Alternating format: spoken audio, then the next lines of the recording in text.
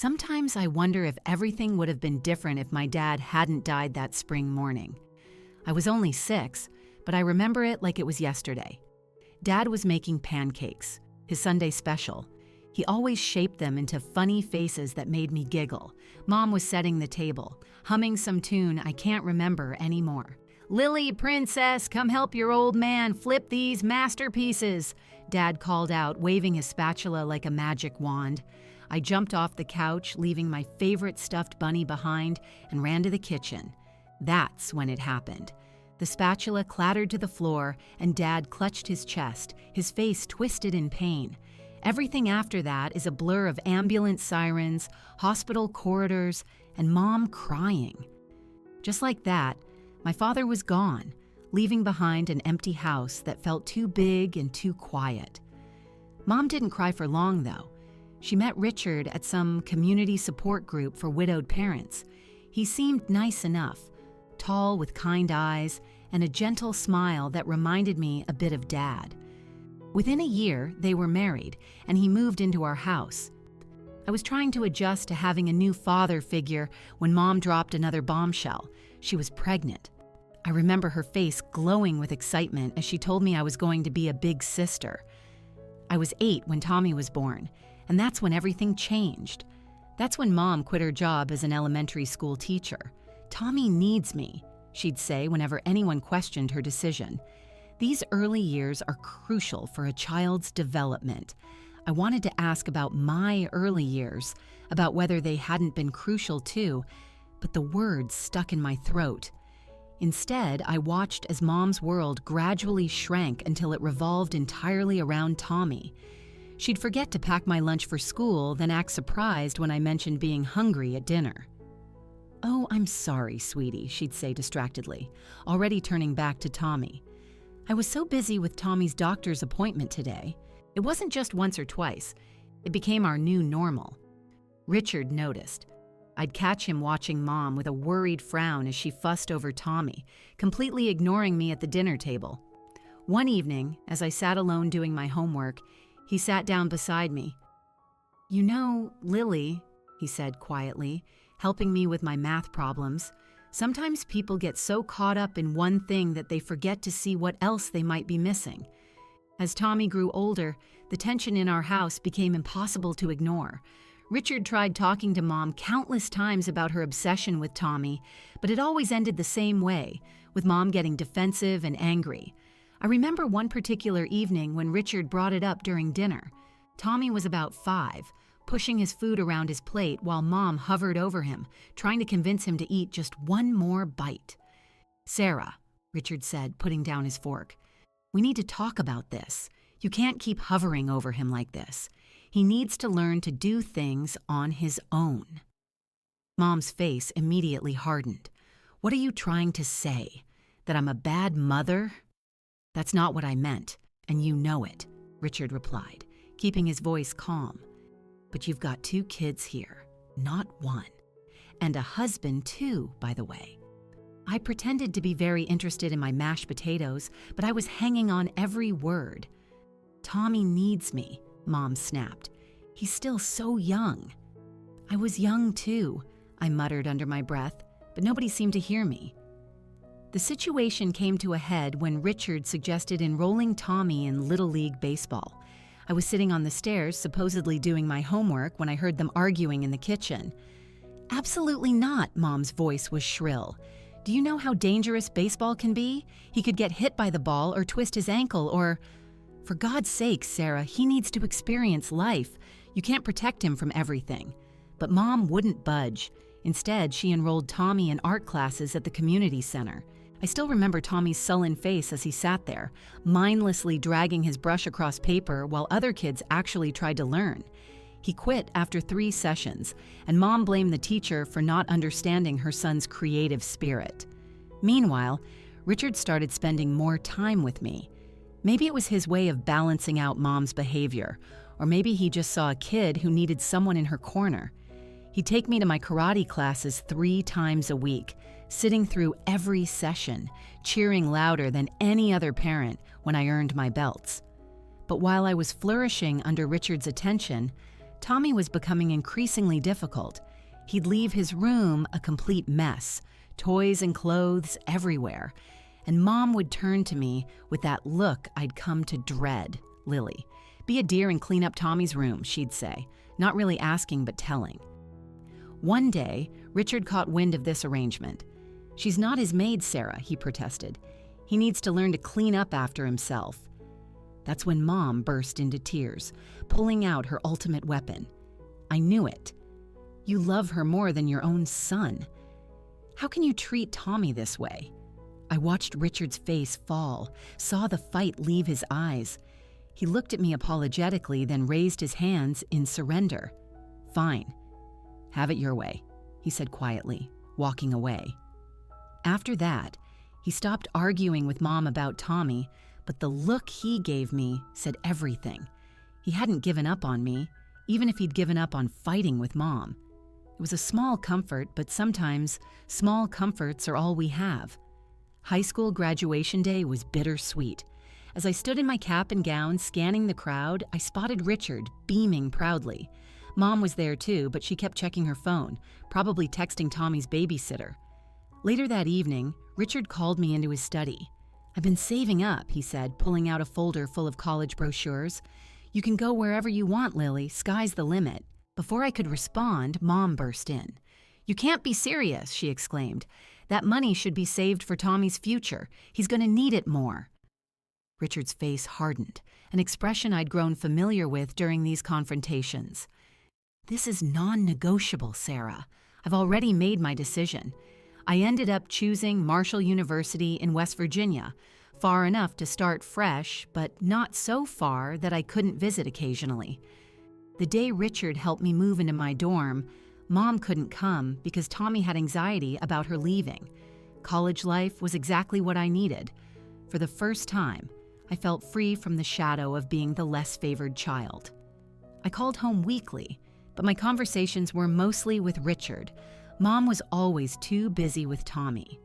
Your brother's going through a difficult phase, Richard explained during one of our calls. His voice sounded tired. He's hanging out with these kids from the wrong side of the tracks.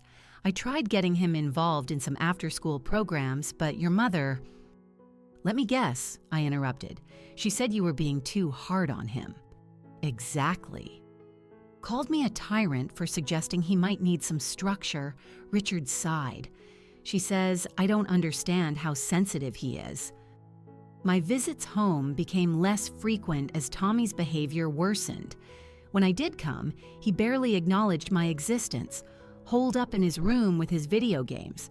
The few times I caught glimpses of him, he looked pale and angry, his eyes glued to various screens. After graduation, I landed a job at Deloitte in their consulting division.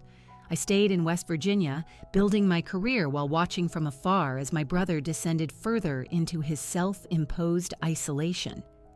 During one of my rare visits home, I tried knocking on his door. Tommy, want to grab lunch? My treat. All I got in response was the sound of gunfire from whatever game he was playing. Mom, passing by in the hallway, just shrugged. He's not feeling social today. He's very stressed, you know. The contrast between our lives couldn't have been starker. While I was pursuing my career goals, Tommy was pursuing virtual achievements, supported by Mom's endless excuses. Richard's disappointed face said it all, but by then, even he had largely given up on trying to intervene. By 27, I had finally saved enough for a down payment on my own place. It wasn't huge, just a one-bedroom apartment in a decent neighborhood, but it was mine. The day I got the keys, I couldn't stop smiling. All those years of saving, of brown bag lunches, and saying no to designer clothes had finally paid off. You all have to come see it, I said during my weekly call home. I'm having a housewarming party next Saturday. I'll cook dinner. Richard, I'm even making your favorite lasagna. Wouldn't miss it for the world, kiddo, Richard replied warmly. Mom's voice cut in on the other line. Oh, honey, I don't think we can make it. Tommy has plans that day. Plans? I couldn't keep the skepticism out of my voice. What kind of plans? Very important ones, Mom said vaguely. I could hear Tommy's video game blasting in the background. The day of the housewarming, Only Richard showed up. He brought a potted plant and a bottle of wine. Your mother sends her love, he said, but we both knew that was a lie. Over dinner, Richard filled me in on what was really happening at home. Tommy, now 20, hadn't bothered with college and spent his days either gaming or hanging out with his drinking buddies. Richard had tried to help, offering him a position at his construction company just as a starting point, Richard explained, twirling pasta on his fork. Everyone needs to start somewhere. But Sarah, he shook his head. Sarah said it would be beneath him. Can you believe that? Said Tommy was too intelligent for manual labor. Too intelligent to work, but not too intelligent to mooch off his parents, I muttered. Richard gave me a sad smile. I keep trying, Lily. God knows I keep trying. That was the last real conversation we had. 2 years later, I got the call that changed everything. Richard had collapsed at work, massive heart attack, just like my father. By the time I made it to the hospital, he was gone. The funeral was surreal. Mom put on quite a show, sobbing dramatically and telling anyone who would listen what a wonderful husband Richard had been. We were so happy, she wailed. How will we manage without him? I watched her performance with a mix of disgust and pity. Her tears weren't for Richard, they were for herself.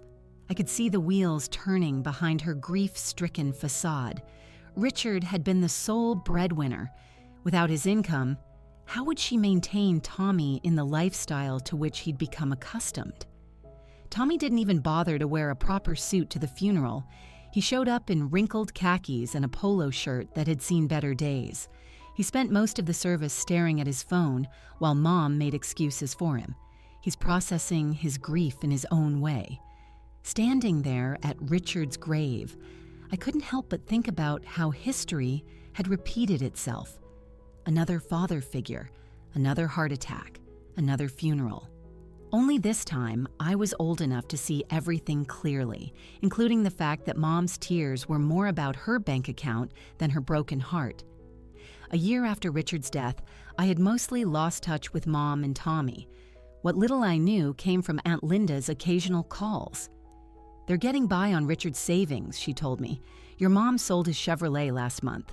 The tools from his workshop went before that. I tried not to care, I really did. But when Mom's number flashed on my phone one Tuesday evening, my heart still skipped a beat. Lily. Her voice sounded smaller than I remembered. I need you to come home. Please. Something in her tone made me book a flight for the next day. When I pulled up to our old house, I barely recognized the place. The once pristine lawn Richard had meticulously maintained was overgrown with weeds. Paint peeled from the window frames, and one of the shutters hung crooked. But the house wasn't the only thing that had aged poorly. Mom opened the door, and I had to suppress a gasp. The vibrant woman I remembered had been replaced by someone who looked 20 years older than her actual age. Deep wrinkles lined her face, and her hair, which she'd always kept perfectly colored and styled, showed stark gray roots. "Come in," she said, leading me into the living room. The house smelled musty, and dishes were piled in the sink. A thin layer of dust covered everything. This from the woman who used to make me rewash plates if she spotted a single water spot. "Mom, what's going on?" I asked, settling onto the couch. A spring dug into my thigh, another thing Richard would have fixed immediately. She broke down almost immediately. "We're running out of money, Lily. My pension barely covers the utilities and the savings." She twisted her hands in her lap. "They're almost gone. What about Tommy? Is he helping with expenses?" Mom's face did this complicated dance between embarrassment and defensiveness. "He's looking for work. It's not his fault. These employers, they just don't understand him." The last place wanted him to start at 8 a.m. You know Tommy's not a morning person. And the one before that expected him to do manual labor with his intelligence. I felt my jaw tightening. Mom, at his age and with no experience, he can't exactly be picky about, "You don't understand."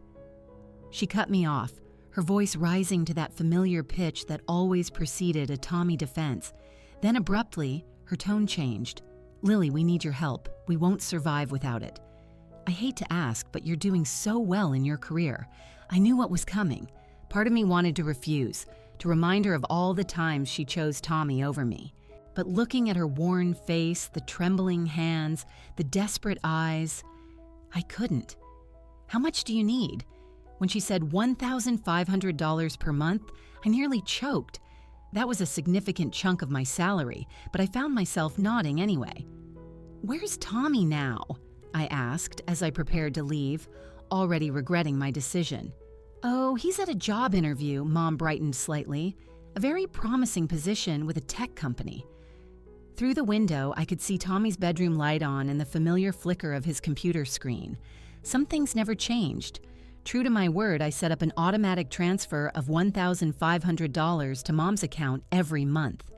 Each time I saw that deduction from my bank balance, I told myself it was the right thing to do, even if it meant postponing my own plans for a bigger apartment or a new car. I started visiting more frequently, though each visit felt like walking into a time capsule. Tommy was always there, either glued to his computer screen or sprawled on the couch with a beer in hand. "How's the job search going?" I'd ask. "Mind your own business," he'd snap, or sometimes just grunt and turn up the volume on his game. During the holidays, I couldn't stand seeing the living room in such disrepair. The wallpaper was peeling, and there was a water stain on the ceiling that would have driven Richard crazy, so I spent my Christmas bonus hiring contractors to fix it up. When Mom sprained her ankle in February, I called to check on her. "Oh, it's not so bad," she said, though I could hear the pain in her voice. "Is Tommy helping you? He's busy with some online interviews. I hired a home health aide the next day. The money I'd been saving for a vacation went to cover her wages for the next 3 weeks. Then came the day I walked into the house and found a stranger sprawled across our sofa. She looked like she'd stepped out of a reality TV show. Fake nails that could double as weapons, heavy makeup, and clothes that left little to the imagination. She was scrolling through her phone surrounded by empty chip bags and soda cans. "Who are you?" I asked, though I had a sinking feeling I knew the answer. Tommy emerged from his room. "This is Candy," he announced, "my fiancée. She lives here now." Candy didn't even look up from her phone, just popped her gum loudly. I watched in disbelief as she reached into the grocery bag I just brought and helped herself to the premium cookies I'd bought for Mom. "Nice to meet you too," I muttered under my breath. Later that evening, I called Mom to get her take on the situation. "Oh, Lily." She sounded more animated than I'd heard her in months. "Isn't it wonderful? Tommy's finally settling down. Candy's been such a good influence on him. He hasn't gone out drinking with those awful friends in weeks. That's because she's drinking all my imported beer at home," I thought, remembering the empty bottles I'd spotted in the recycling bin. But I held my tongue. "And he's talking about getting a job," Mom continued excitedly. "Candy's cousin knows someone at a tech startup. Tommy says it could be his big break." I made non-committal noises while thinking about the dozens of big breaks Tommy had mentioned over the years. But Mom was so happy, living in her bubble of perpetual hope, that I didn't have the heart to burst it. My next visit home started like any other. I juggled grocery bags as I pushed open the front door, only to stop dead in my tracks. The house looked like a tornado had torn through it. Dirty dishes piled high in the sink, takeout containers scattered across every surface, and clothes strewn about the living room floor. Candy lay sprawled on the couch, perfectly manicured nails tapping away at her phone screen. She didn't even look up as I set down the groceries. "You know," I said, my voice sharp, "you live here rent-free, eating food that I pay for. The least you could do is wash a dish or two." She looked up slowly, a smirk playing across her heavily glossed lips. "Who do you think you are to come in here giving orders? This isn't your house." "I grew up here," I shot back. "You're just a guest."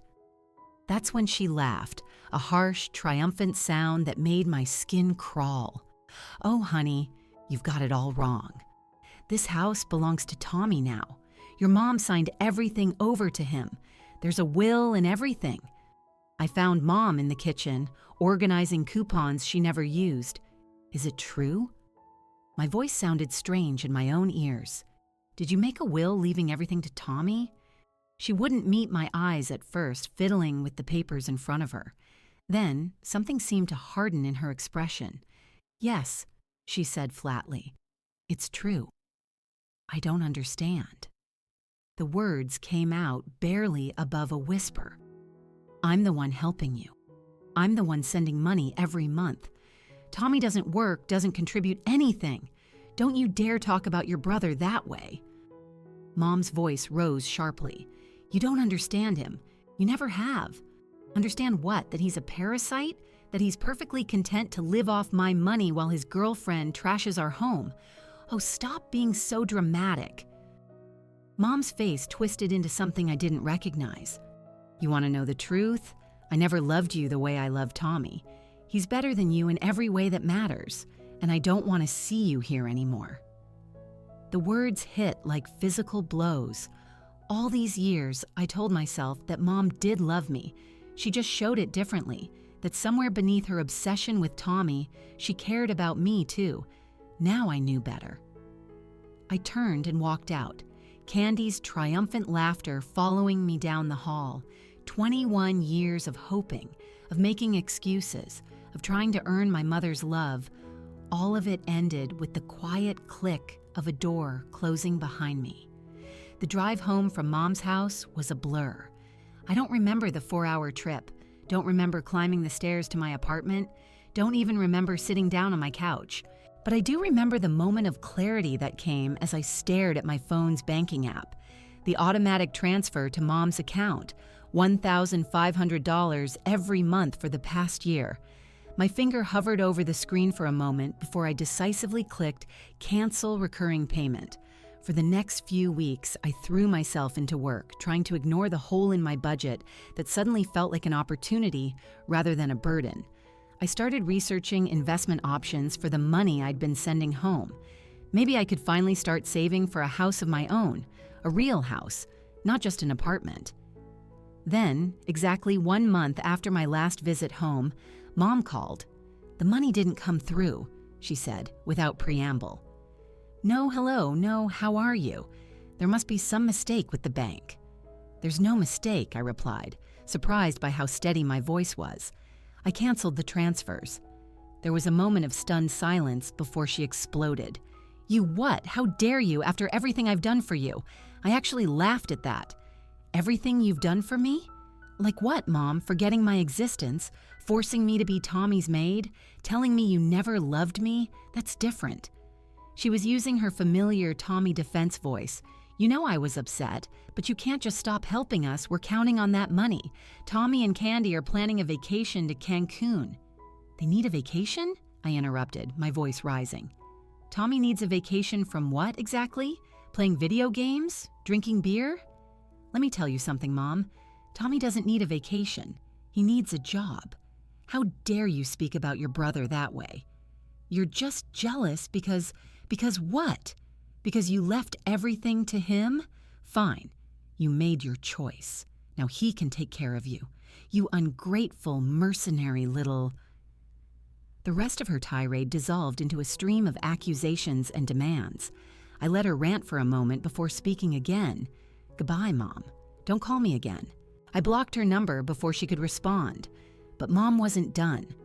Over the next few weeks, the messages started pouring in through every possible channel. Facebook messages about how she was struggling to pay bills, Instagram comments about what a terrible daughter I was, emails detailing all the sacrifices she'd made for me, most of which I couldn't remember actually happening. Tommy joined in too, sending aggressive texts about how I was destroying the family. "Mom's crying because of you," he wrote. "You better start sending money again or else." I blocked him too, but not before replying, "Here's a crazy idea. Try getting a job." Candy even tried reaching out through LinkedIn of all places, with a long message about how I was breaking my poor mother's heart and how Tommy was too sensitive to handle the stress of work right now. I had to admire her creativity at least. It's been 6 months now. I don't know how they're doing, and for the first time in my life, I don't feel guilty about that. Maybe they've finally realized that Tommy needs to support himself. Maybe they're still waiting for me to cave in and start sending money again. Maybe they found someone else to manipulate. The truth is, I don't need to know. What I do know is that the $1,500 I used to send them every month has gone into a down payment fund for my own house. I know that I sleep better at night, no longer awakened by angry messages or guilt-tripping calls. I know that Richard would be proud of me for finally standing up for myself. The other day, I drove past a construction site and saw a now hiring sign. For a moment, I thought about taking a picture and sending it to Tommy, but then I just smiled and kept driving. Their problems aren't my problems anymore. Finally, after all these years, I'm free. End of story.